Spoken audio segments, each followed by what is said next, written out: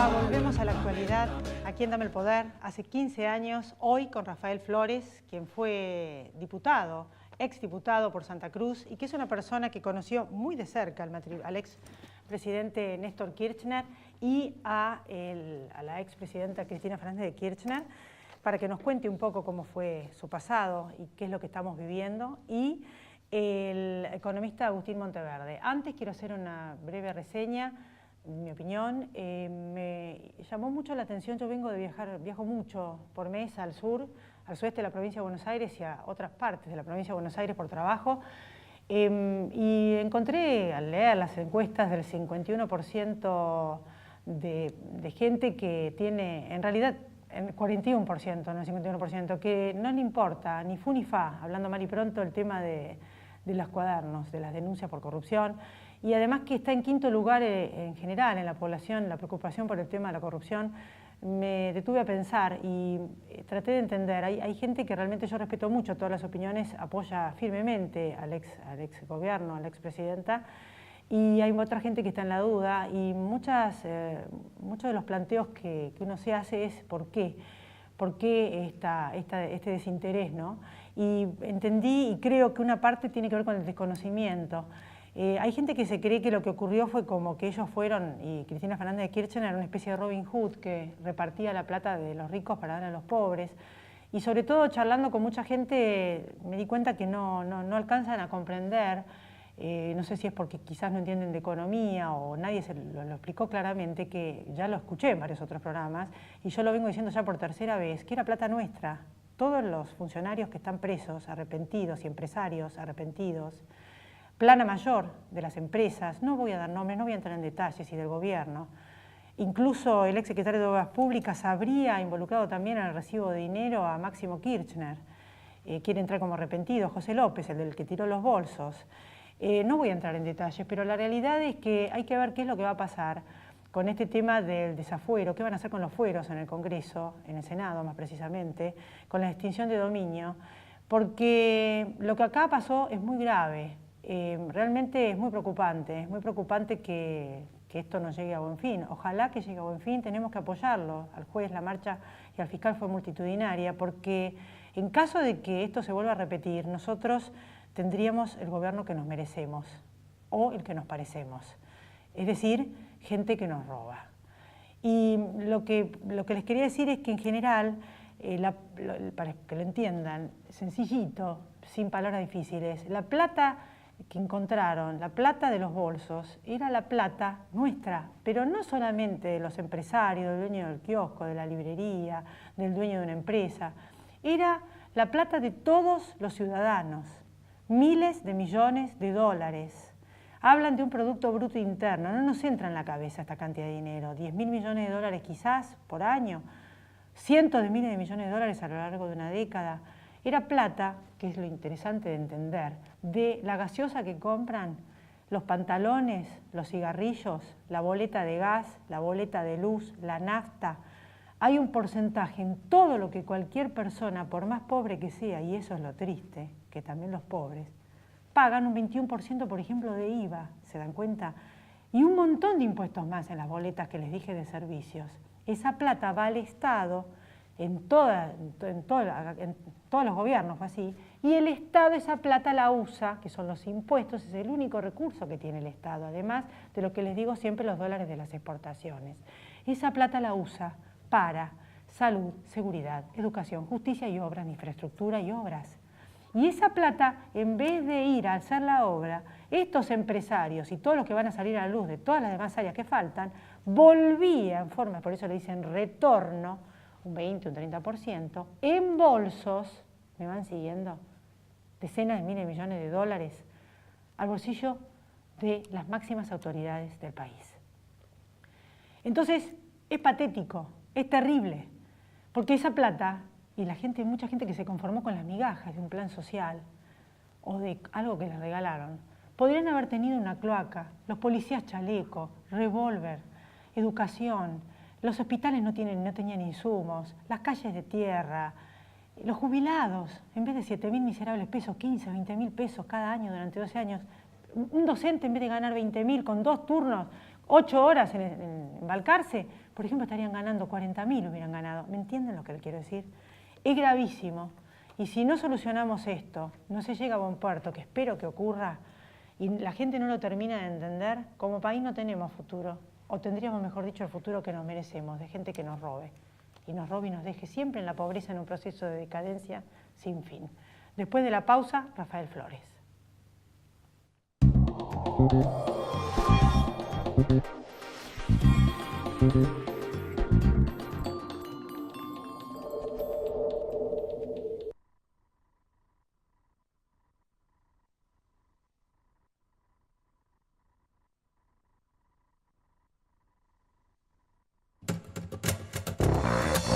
Más de 13.000 policías en calle. Seguimos avanzando hacia una ciudad más segura. Buenos Aires Ciudad. Vamos, Buenos Aires. Sí al 99% de cloacas. Sí al 100% de agua potable. Y sí a tener uno de los índices más bajos de mortalidad infantil de América Latina. En Provincia ART, nuestro trabajo es protegerte en el tuyo. Provincia ART, la aseguradora de riesgos del trabajo del Grupo Provincia.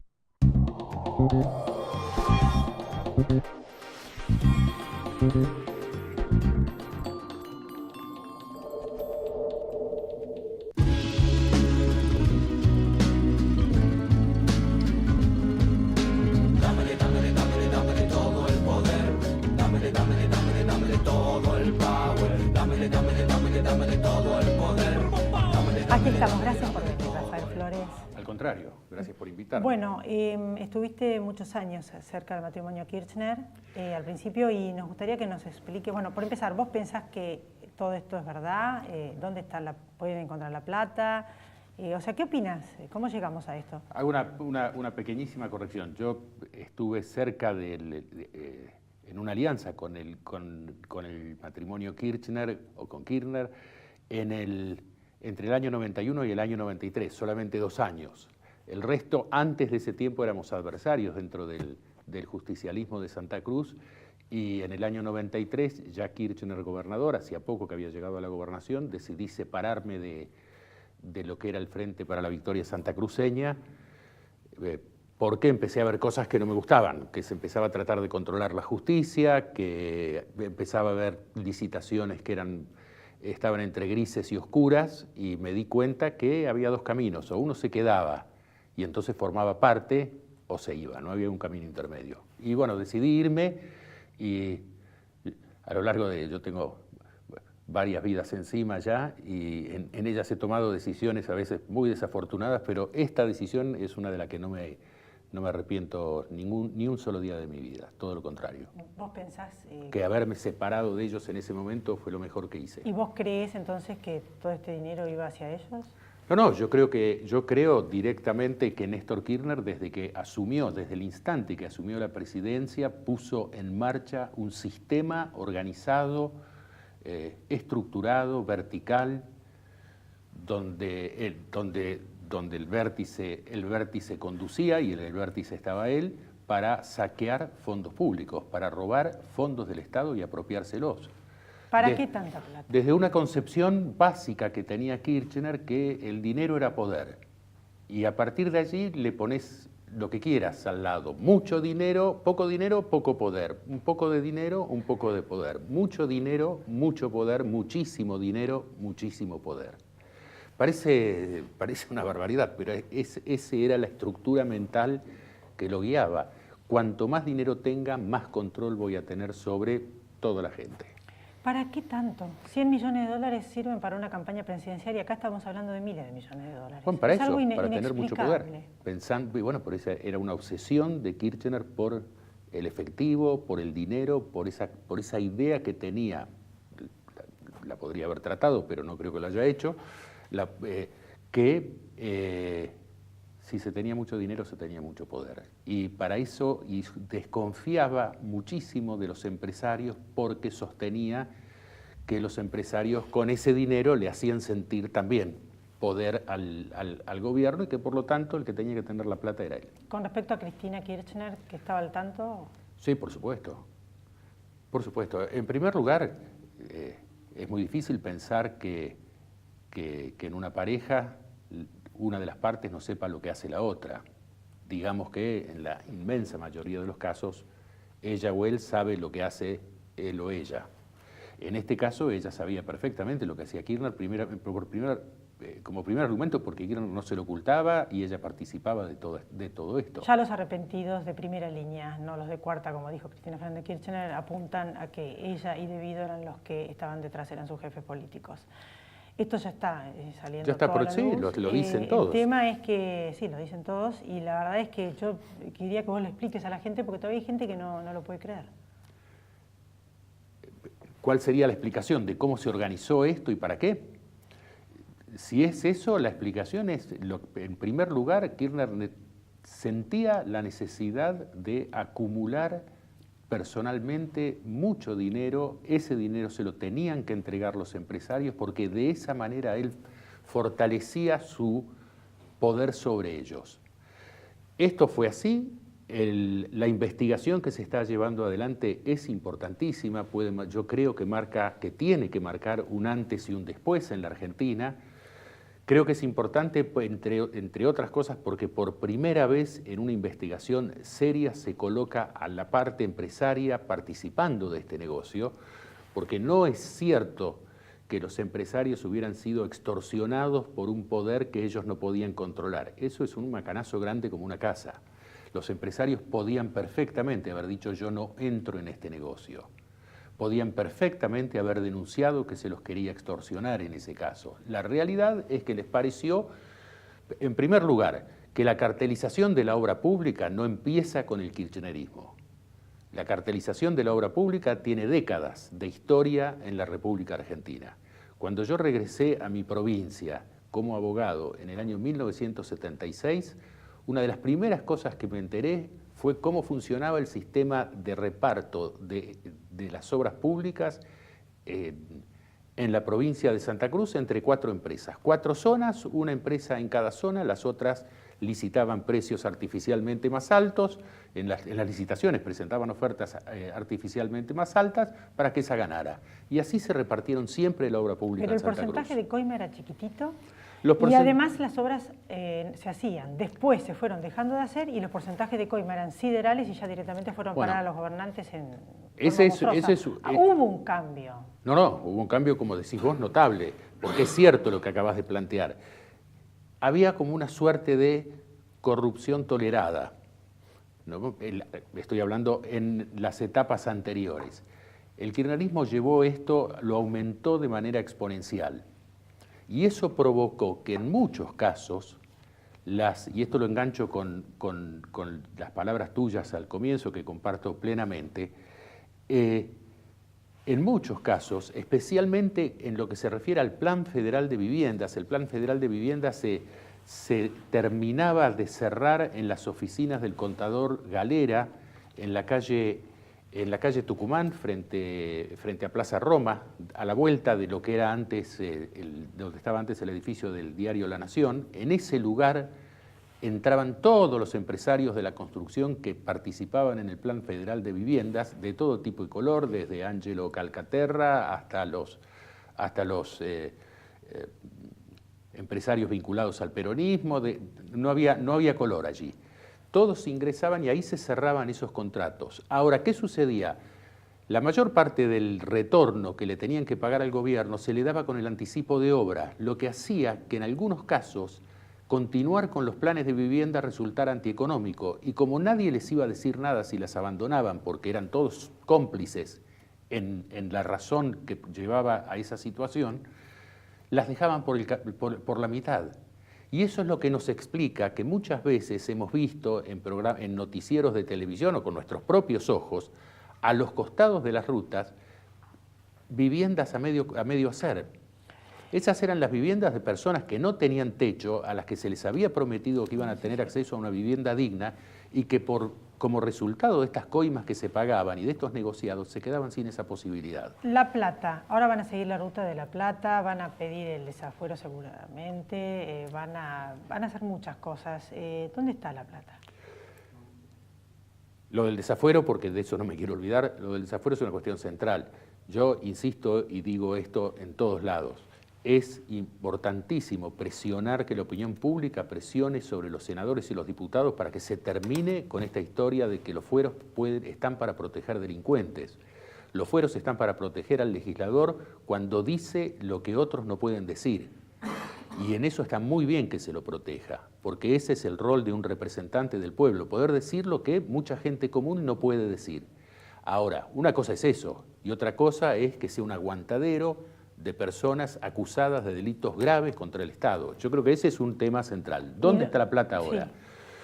Bueno, los vuelos a la provincia de Santa Cruz con dinero no son un mito. Los vuelos y los sacos a la provincia de Santa Cruz están demostrados, están reconocidos. Por lo tanto, buena parte del dinero fue a Santa Cruz. Buena parte del dinero se guardó en bóvedas en diferentes lugares, algunos sospechados, otros con más, digamos, con poco nivel de certeza. Pero la realidad es que tanto dinero, para usarle una palabra de Fariña, tanto dinero físico, no era posible dejarlo solamente. Estamos hablando de miles de millones de dólares a lo largo de toda esta historia. Toda esa plata no se podía esconder. Por lo tanto, yo creo que después intervino ingeniería financiera. Ahí los nombres de Aldo Duckler, que falleció no hace mucho, y de Clarence, el financista que está en este momento viéndose si es o no un arrepentido ante el juez Bonadío, son especialmente el de Clarence, el de Duckler Rock, porque se murió, pero es un testimonio que va a ser valiosísimo, porque hubo ingeniería financiera, ya se sabe que buena parte del dinero pasó por Uruguay primero y de allí fue derivado a otros lados, pero la plata en algún lugar está. En algún lugar definitivamente está. Rafael Flores, ojalá que salga la extinción de dominio, que se basan y se agarran con el tema de que haya condena firme, y la verdad que tardan 20 años en que haya condena firme, la gente quiere que le devuelvan la plata. Gracias por haber estado acá, por favor. Gracias por haber sido un diputado honesto que cumplió con su deber. Mucha más gente así necesitamos. Gracias. Después de la pausa, Agustín Monteverde. No se vayan, ya volvemos.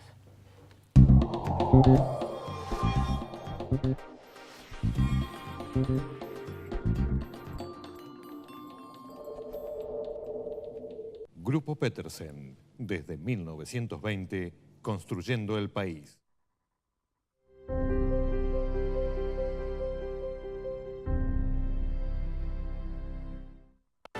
Arriba Cabrales, significa buen café.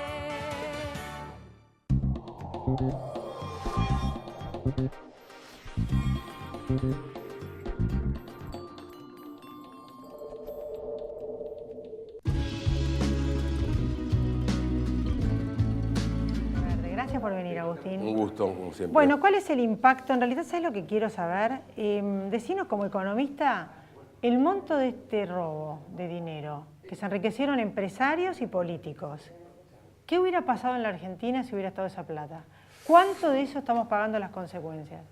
Bueno, a ver, yo creo que las cifras, que son magníficas, ¿no? Las que de las que se habla y que seguramente se han llevado el kirchnerismo, de lo cual no me cabe la menor duda que han sido los mayores ladrones de la historia, y no alcanzan a generar un problema al país. Realmente lo que roban los gobernantes como tal, el botín que se llevan, no es... Y los empresarios.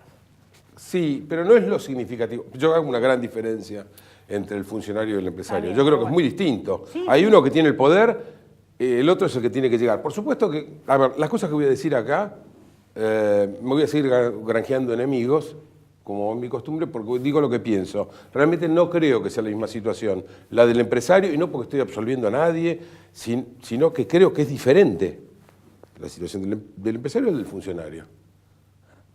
El funcionario está apropiándose de algo que no le corresponde. El empresario está poniendo en todo caso de su plata, pero más allá de eso, es el acceso, el que concede o no el acceso a la obra es el funcionario. Entonces me parece que equipararlos no es lo mismo. Y la plata que volvía al gobierno, bueno, pero no importa, era del Estado. Lo segundo, el botín de los que se roban los gobernantes ladrones realmente no conmueve a la economía, aún en estas cifras escandalosas del kirchnerismo. Pero no podríamos Lo que haber sí tenido un país destruye la mejor. economía son las decisiones que se toman en base a la corrupción, en base al cohecho, en base al soborno. Eso sí, ahí sí, ese es el daño que se le hace. Pero no podría haber habido más escuelas, mejores hospitales, un chaleco para los policías, mejores sueldos para todos, porque es una No, se suma podrían haber hecho sideral. obras que se necesitaran, por ejemplo. Muchas de las obras que se hicieron no se necesitaban. Muchas de las obras que se hicieron han sido perjudiciales. Y otras no se hicieron. Otras no se hicieron y en otras murió gente. En eso no hay ninguna duda. Es ahí donde está el verdadero daño. La verdad es que, si bien por supuesto, ya cuando hablamos de miles de millones, como recién se hablaba aquí, bueno, obviamente hay muchas cosas que se pueden hacer con miles de millones. Pero a lo que apunto es que lo significativo no es tanto el daño por el botín que se llevan, sino por las decisiones francamente contrarias al interés público. Bueno, ¿y qué impacto tiene entonces ahora en la economía? ¿Va a ser como en Brasil, el Lavallato, que hubo 2 o 3 años de recesión, o va a ser menor? ¿Ese impacto negativo a corto plazo, a largo plazo positivo? O sea, sintéticamente. El impacto puede ser realmente dramático, y puede llegar a ser realmente dramático porque la verdad es que con los cuadernos se abierta una caja de Pandora, porque en la medida que comienzan las delaciones y va más empresarios y exfuncionarios acogiéndose a la figura de arrepentido, van surgiendo nuevas ramificaciones que uno no sabe dónde todo esto termina. Al punto tal que uno se puede preguntar cuál va a ser la funcionalidad del Estado en el futuro, porque ¿quién va a ser que va a querer acordar algo con el Estado argentino cuando solamente acordar sea contratos de obras públicas o de concesión de servicios públicos o cualquier otra prestación que sea el Estado, lo va a hacer a uno pasible de que se sospeche de que uno es un delincuente. ¿Y a largo plazo no es mejor? ¿Que se limpie un poco esta putrefacción? A ver, a mí me parece indispensable que una sociedad funcione bajo carriles de limpieza moral. Ahora, aquí también me voy a granjear nuevamente enemigos. Yo creo que realmente los Kirchner son realmente el producto más acabado de una sociedad decadente y que viene corrompiéndose como sociedad. Y la verdad es que no tiene que llamarnos la atención que haya tantos funcionarios corruptos de tantas administraciones distintas, más allá que la del kirchnerismo. Y perdón, el que está hablando en este momento, y a vos te consta, yo he hablado del kirchnerismo cuando el kirchnerismo gobernaba. Bueno, justamente como hiciste muchas predicciones que acertaste, te quiero preguntar, hay algunos economistas, ¿hay riesgo de default, de no pagar la deuda? ¿Existe la posibilidad de eso o tenés perspectivas de que la vamos a poder pagar y ahí vamos a salir de esta el año que viene, empezar a salir el año que viene? Lamentablemente, desde hace ya unos meses, no es que empezó ahora, desde hace ya 2 o 3 meses, las perspectivas financieras argentinas son muy complejas y la probabilidad de default no es menor. No puedo ocultar eso. La probabilidad de default no es menor. Concretamente, la sustentabilidad fiscal y financiera, que fue la que llevó a la corrida que hemos vivido, que no fue una corrida contra el peso, que fue una corrida contra los activos argentinos en general y que obedece, repito, a una percepción generalizada de los agentes económicos locales y externos de una falta de sustentabilidad fiscal y financiera, esa sustentabilidad fiscal y financiera aún no ha sido garantizada, ni remotamente, aún vulnerando intencionalmente un par de cláusulas del acuerdo con el fondo, más otras 2 que las vamos a vulnerar sí o sí, aún ha sido todo eso en aras de cubrir nuestras necesidades de financiamiento. Hoy por hoy necesitamos todavía, mirando de aquí hasta a fin de 2019, más de 25.000 millones de dólares financiamiento. En ese Eso para la contexto- Argentina es inalcanzable. En ese hoy por hoy. contexto, ¿cuáles son las perspectivas del crecimiento y de la inflación para el año que viene? Tu consultora. La inflación va a ser alta, pero no veo concretamente, lo digo porque he recibido consultas sobre si había probabilidad de una hiperinflación. Creo que estamos lejos de eso. La Argentina ha tenido promedios históricos de inflación muchísimo más elevada que la que hay hoy, muchísimo más elevada. Este año, desde ya, lo vengo diciendo hace rato, se vulnera con seguridad el límite superior pactado, estipulado con el FMI, y seguramente puede estar en el orden del 35% de la inflación. Hacia adelante habrá que ver en función de las decisiones que vaya tomando el gobierno. El problema más serio que veo por delante es actividad económica. Actividad económica realmente en donde ahí sí veo una recesión que va apareciendo mucho una depresión. Me da la impresión de que no están bajando, me queda un minuto, no están bajando el costo de la política y de los muchos que hablábamos siempre en los programas y de otros gastos.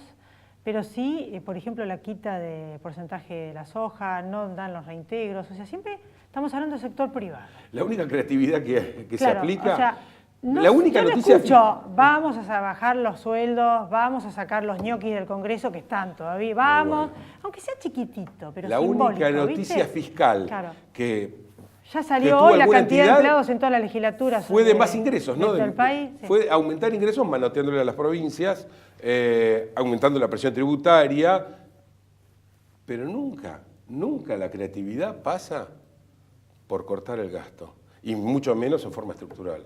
Bueno, este es el gran problema de la Argentina. Y eso lo ven los inversores. Por supuesto que lo ven, el mundo está atento a eso. Y pese a que pasan los meses, el gobierno sigue jugando al don pirulero a ver cuándo Bueno, llevar a cabo. Gracias, Agustín. Te espero otro día. Un gusto. Y yo antes de despedirme les quería decir sí que, bueno, le mando saludos a toda la gente en Balcarce, a Julia, a donde viajo por todos los pueblos del interior y espero que el Senado y el Congreso en general esté a la altura de las circunstancias, el Poder Judicial, imitando toda esta investigación de tanto el fiscal como los fiscales, como el juez, y el Poder Ejecutivo, para que a partir de ahora es una oportunidad única después de este escándalo, único en el mundo también en materia de corrupción. Lamentablemente superamos a grandes corruptos de la historia, para que haya controles y refuerce las medidas de fortalecer las instituciones de la Argentina.